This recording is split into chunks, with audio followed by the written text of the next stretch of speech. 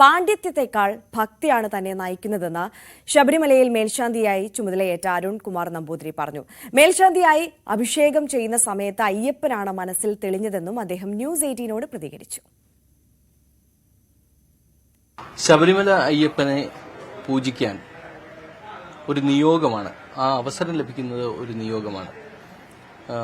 ഇത്തവണ ഒരു വർഷത്തേക്ക് പുറപ്പെടാൻ മേൽശാന്തിയായി ശബരിമലയിൽ അഭിഷിക്തനായിരിക്കുന്നത് അരുൺകുമാർ നമ്പൂതിരിയാണ്.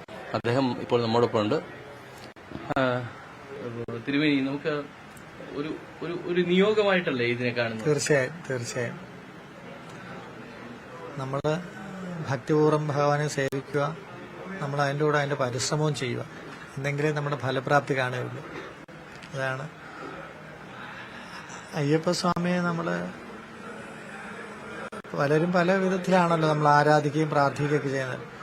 ചിലവരാകുമ്പം കുഞ്ഞുങ്ങളുടെ രൂപത്തിലായിരിക്കും, ചിലർ ഇച്ചിരി പ്രായമുള്ളതായിരിക്കും, ചിലവർ കുറച്ചുകൂടെ ഗുരുസ്വാമി എന്നുള്ള സങ്കല്പം, അങ്ങനെ ഓരോരുത്തരും ഓരോ രീതിയിലാണ് നമ്മുടെ സങ്കല്പങ്ങളൊക്കെ. അന്നേരം ഏത് സങ്കല്പത്തിലും ഭഗവാനെ പ്രാർത്ഥിച്ചാലും നമ്മുടെ ഭക്തി ഉണ്ടെങ്കിൽ ഭഗവാൻ നമ്മുടെ എന്താന്ന് വെച്ചാൽ അത് അറിഞ്ഞ് ചെയ്യുമെന്നുള്ളതിന് സംശയമില്ല. എനിക്കുണ്ടായ അനുഭവമാണ് ഞാൻ പറയുന്നത്. ഒരുപക്ഷെ ഈ നറുക്കെടുപ്പിലൂടെ തെരഞ്ഞെടുക്കപ്പെടുമ്പോൾ അപ്പോഴുണ്ടായിരുന്നൊരു അനുഭവം അല്ലെങ്കിൽ അപ്പോഴുണ്ടായിരുന്നൊരു വികാരം എന്തായിരുന്നു? ഞാനിപ്പോൾ 6ാമത്തെ പ്രാവശ്യമാണ് ശബരിമല മേൽശാന്തിയായിട്ട് അപേക്ഷിച്ചിരുന്നത്. ഞാനിപ്പം കൊല്ലം ലക്ഷ്മിയുടെ മഹാലക്ഷ്മി ക്ഷേത്രത്തിലെ മേൽശാന്തിയായി ഇരിക്കുകയാണ്. ഇപ്പം നമുക്കിങ്ങനൊരു നിയോഗം കിട്ടിയത്.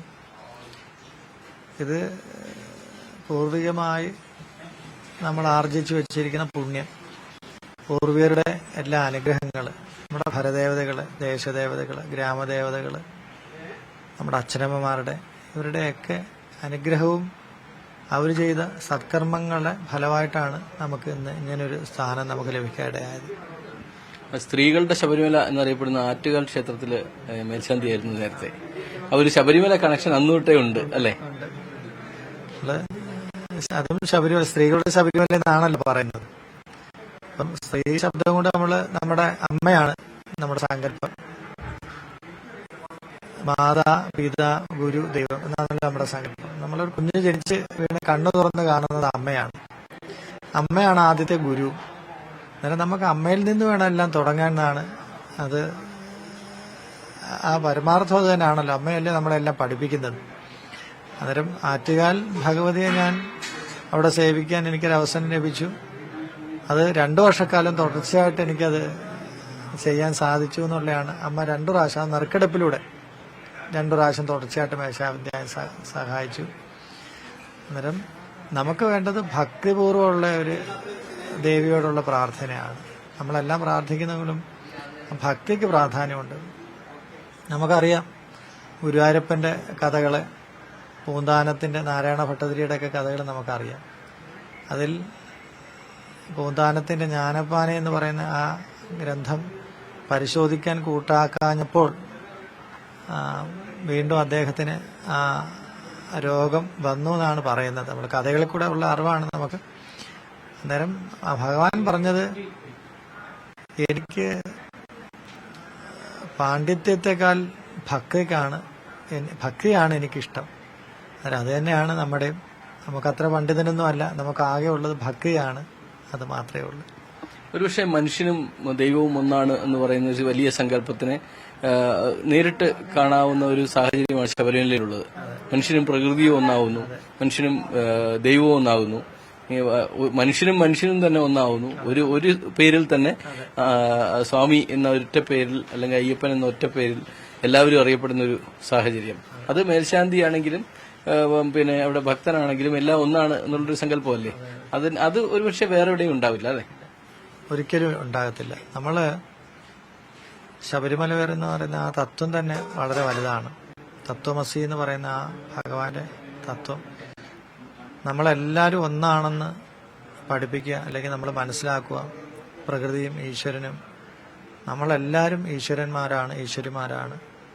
നമുക്കെല്ലാം 2 ശരീരം ഉണ്ടെന്നാണ് സങ്കല്പം. ഒന്ന് സ്ഥൂലമായിരിക്കുന്ന ശരീരവും ഒന്ന് സൂക്ഷ്മമായിട്ടിരിക്കുന്ന ശരീരം.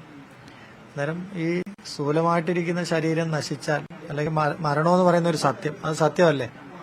അത് ആ സത്യത്തിലോട്ട് എത്തിച്ചേർന്നാൽ നമ്മുടെ ആത്മാവ് അല്ലെങ്കിൽ ജീവൻ, പ്രാണൻ, ഈശ്വരൻ എന്നൊക്കെ പറയുന്നത് നമ്മുടെ ഈ ശരീരത്തിൽ നിന്നും നമ്മുടെ ഈ അന്തരീക്ഷത്തിലേക്ക് ലയിക്കുകയാണ് ചെയ്യുന്നത്. അതിനൊരിക്കലും നാശം ഉണ്ടാവുന്നില്ല. നമ്മൾ ഈ കാണപ്പെടുന്ന ശരീരത്തിന് മാത്രമേ നാശം ഉണ്ടാവുള്ളൂ. അന്നേരം നമ്മളിൽ ഉള്ളിലിരിക്കുന്ന ജീവൻ, ഏത് ജീവനായാലും അതെല്ലാം ഈശ്വരൻ തന്നെയാണെന്നാണ് എന്റെ സങ്കല്പം. ആ തത്വം തന്നെയാണ് നമ്മൾ ശബരിമലയിലും നമ്മൾ പ്രകടമായി കാണുന്നത്. ഭഗവാനും ഭക്തനും ഒന്നാണെന്നുള്ള തത്വം നമ്മളെ പഠിപ്പിക്കുകയാണ്. അതൊരു വലിയ നമുക്കതിനെ കുറിച്ച് പറയുക. അത് ലോകമെമ്പാടും നമ്മൾ ഒരു മുദ്രയിട്ട് വ്രതം നോറ്റ് തുടങ്ങിയാൽ നമ്മൾ പേരെടുത്ത് വിളിക്കാറില്ല, സ്വാമി അല്ലെങ്കിൽ അയ്യപ്പോ എന്നേ വിളിക്കാറുള്ളൂ. അത് തന്നെയല്ലേ നമ്മളെ പഠിപ്പിക്കുന്ന തത്വം. ഈ ഇന്ന് സോപാനത്തിന് മുന്നിൽ അഭിഷിക്തനാവുന്ന ഒരു സാഹചര്യം, അത് എങ്ങനെയാണ് അതിന് വിവരിക്കാൻ സാധിക്കുക? അല്ലെങ്കിൽ എന്ത് വികാരമാണ് അപ്പോൾ തോന്നിയത്? നമ്മള് ഭഗവാന്റെ മേൽശാന്തി ആവുക എന്ന് പറയുമ്പോൾ നമ്മള് നറുക്കെടുപ്പിലെ കൂടെ ഒക്കെ ആയെങ്കിലും അതിന് ചില ക്രിയാഭാഗങ്ങളായിട്ടുള്ളതാണ്. നമ്മള് തന്ത്രി അദ്ദേഹം കലശമൊക്കെ പൂജിച്ച് നമ്മളെ അഭിഷേകം കഴിച്ച് ശ്രീകോവിൽ കൂട്ടിക്കൊണ്ടുപോയി നമുക്ക് മൂലമന്ത്രവും അവിടുത്തെ മറ്റ് വിധാനങ്ങളൊക്കെ നമ്മളെ പറഞ്ഞ് മനസ്സിലാക്കി തരുന്ന ഒരു രീതിയാണ്. കലശാഭിഷേകം നമ്മൾ ചെയ്തപ്പോൾ ആ ഭഗവാന് ഞാനും ഒന്നായി തീർന്നു. ഞാൻ നേരത്തെ പറഞ്ഞ ആ തത്വം തന്നെ, തത്വമസി. അപ്പം ഞാനും ഭഗവാനും വിഭിന്നമല്ല, ഒന്നാണെന്നുള്ള സങ്കല്പം അത് തന്നെയാണ് എനിക്ക് തോന്നിയതും. ആ ഭഗവാന്റെ ദർശനം എന്റെ മനസ്സിൽ അന്നേരം ഉണ്ടായി എന്നുള്ളതാണ് സങ്കല്പം. ഭഗവാന്റെ ആ രൂപം നമ്മുടെ മനസ്സിൽ തെളിഞ്ഞു വന്നു.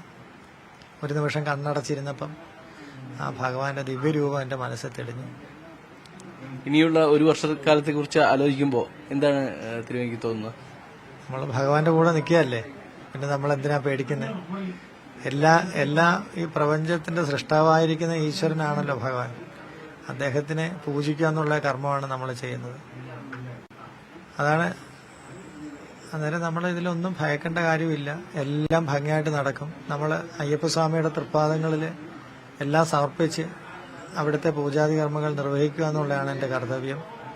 അന്നേരം ഭഗവാൻ അറിയാം എന്തൊക്കെ കാര്യങ്ങൾ ഏതൊക്കെ സമയം നടക്കണം, അതനുസരിച്ച് അതെല്ലാം നടത്തി തരുമെന്നാണ് എന്റെ വിശ്വാസം. ഒരുപക്ഷെ ഭാഷയിലും ആചാരങ്ങളിലും എല്ലാം വ്യത്യാസമുള്ള അനേകം മനുഷ്യർ, ഒരുപക്ഷെ ലക്ഷക്കണക്കിന് ആളുകൾ വരികയാണ്. അതൊരു വലിയ ഊർജം തരുന്നില്ലേ ഈ ശബരിമലയിൽ തന്നെ? ശരണഘോഷം എന്നാണല്ലോ പറയുന്നത്. നമ്മള് നാമജപം എന്നല്ല. നാമജപിക്ക് നമ്മൾ കുറച്ചുപേര് ചേർന്ന് ഇത് ശരണഘോഷമാണ്. ഭഗവാന്റെ മനുഷ്യരാശിയുള്ള എല്ലാ സ്ഥലങ്ങളിലും ഈ ഭഗവാന്റെ നാമം ജപിക്കുന്നുണ്ട്, പ്രാർത്ഥിക്കുന്നുണ്ട്. വരുന്നവരെല്ലാം അയ്യപ്പന്മാരാണെന്നുള്ള തത്വം മനസ്സിലാക്കി അവര് ആ മുദ്ര അണിഞ്ഞ് ഇവിടെ എത്തിയാണ്. അത് ഭഗവാന്റെ ഒരു കാരുണ്യം തന്നെയാണത്. എല്ലാ ജനങ്ങളും ഒന്നായിട്ട്, ഭാഷയ്ക്ക് അതീതമായിട്ട് അല്ലെങ്കിൽ മറ്റു മതങ്ങൾക്ക് അതീതമായിട്ട് ഭഗവാനെ ദർശിക്കാൻ ഇവിടെ എത്തുന്നു. അല്ലെങ്കിൽ ഐക്യമത്യമാണല്ലോ നമ്മള്. ഐക്യമത്യം മഹാബലം എന്ന് പറയുന്ന പോലെ എല്ലാം മറന്നുകൊണ്ട് ഭഗവാന്റെ സന്നിധിയിൽ എത്തുന്നതാണ് അവർക്കെല്ലാം. അത് വളരെ ഒരു സത്യമായിട്ടുള്ളൊരു കാര്യം തന്നെയാണ്. ഇപ്പൊ കൂടുതൽ സമയം ഭക്തർക്ക് ദർശനം സാധ്യമാകുന്ന ഒരു സാഹചര്യമാണ് ഇനി ഉള്ളത്. അത് എങ്ങനെയാണ് കാണുന്നത്? രാവിലെ 3 തൊട്ട് ഉച്ചയ്ക്ക് 1 മണി വരെ, 3 ശേഷം 11 വരെ. നമ്മള് ഭക്തന്മാരെ അവരിവിടെ ദർശനം നമുക്കറിയാം. മുദ്ര അണിഞ്ഞ് ആ വ്രതം നോറ്റ് തുടങ്ങിക്കഴിഞ്ഞാൽ വളരെ ക്ലേശമാണ് നമ്മളെ ഇവിടുത്തെ വ്രതരീതികളും അല്ല, മറ്റു വ്രതങ്ങളെ പോലെ അല്ല. നമുക്ക് വളരെ ചിട്ടകളൊക്കെ ഉണ്ട്. അന്നേരം ആ വ്രതങ്ങളൊക്കെ നോറ്റ് നമ്മൾ ഭഗവാന്റെ അടുത്ത് എത്തുമ്പം അവർക്ക് ഭഗവാനെ ഒന്ന് കണ്ട് വണങ്ങാൻ ഒരു അവസരം വേണം. അതിന് നമ്മുടെ സർക്കാരും തിരുവിതാംകൂർ ദേവസ്വം ബോർഡും മറ്റ് ഭരണസമിതി എല്ലാ വിഭാഗങ്ങളിലും പെട്ട് എല്ലാ ഡിപ്പാർട്ട്മെന്റുമായിട്ട് സഹകരിച്ച് നമ്മൾ നല്ല രീതിയിലാണ് ഇപ്പം നടക്കുന്നത്. നമ്മൾ ഇന്നത്തെ ദിവസം അതിനൊരു ഉദാഹരണമാണ്. നല്ല രീതിയിലാണ് ഇപ്പം നടക്കുന്നത്. ഈ കഴിഞ്ഞ കുറെ വർഷങ്ങളായി ദേവസ്വം ബോർഡിന്റെ എംപ്ലോയി കൂടിയാണ്. അതെ. അത് ആ അനുഭവം എങ്ങനെയാണ്? ഞാൻ ഈ കുടുംബത്തിലെ ഒരു അംഗമാണല്ലോ ഇപ്പം. അന്നേരം ദേവസ്വം ബോർഡ് എല്ലാ കാലത്തും ക്ഷേത്രങ്ങളുടെ നിലനിൽപ്പിനും ഐശ്വര്യത്തിനും വേണ്ടി പ്രവർത്തിക്കുന്ന ഒന്നാണ്. അതിന് സംശയമില്ല. ഞങ്ങളതുപോലെ ജീവനക്കാരെല്ലാം എല്ലാ ഇപ്പം തിരുവിതാംകൂർ ദേവസ്വം ബോർഡ് പല ഗ്രൂപ്പുകളുണ്ട്. എല്ലാ ജീവനക്കാരും ക്ഷേത്ര കാര്യങ്ങൾ നന്നായിരിക്കണം എന്നുള്ള അവരവരുടെ ഡ്യൂട്ടി നന്നായിട്ട് ചെയ്യുന്നതുകൊണ്ടാണ് എന്റെ വിശ്വാസം. എന്റെ കാഴ്ചപ്പാടിൽ ഞാൻ മറ്റു ക്ഷേത്രങ്ങളിലുള്ള അനുഭവമാണ് ഞാൻ ചോദിച്ചത്. ഇപ്പം കൊല്ലത്തുള്ള ക്ഷേത്രത്തിൽ നിന്നാണ് അതെ അത് വളരെ നന്നായിട്ടാണ് നമ്മൾ കാര്യങ്ങൾ നന്നായിട്ട് നടക്കുകയാണ്. അവിടെ വളരെ ഭക്തരുണ്ട്. നമുക്ക് ഭക്തർക്ക് വേണ്ടുന്ന കാര്യങ്ങൾ ചെയ്തു കൊടുക്കുക എന്നുള്ളതാണ് നമ്മുടെ ചുമതല. ഭക്തരാണ് നമ്മുടെ ക്ഷേത്രത്തിന്റെ നിലനിൽപ്പിന് കാരണം അവരാണ്. അതിനൊരു സംശയമില്ലാത്ത കാര്യമാണ്. അവർക്ക് വേണ്ട എന്താണെന്ന് വെച്ചാൽ നമ്മൾ അത് ചെയ്തു കൊടുക്കണം. അത് വേണമെന്നുള്ള കാര്യം തന്നെയാണ്. ഈശ്വരനും മനുഷ്യനും ഒന്നാണ് എന്ന സങ്കല്പം, പ്രകൃതിയും മനുഷ്യനും ഒന്നാണെന്ന സങ്കല്പം, അങ്ങനെ ഒന്നാണ് രണ്ടല്ല എന്ന തത്വമസി എന്ന തത്വത്തിൽ അധിഷ്ഠിതമായ ഒരു ദേവസ്ഥാനത്ത് ഇരുന്ന് നമ്മളോട് സംസാരിച്ചത് മേൽശാന്തി അരുൺകുമാർ നമ്പൂതിരിയാണ്.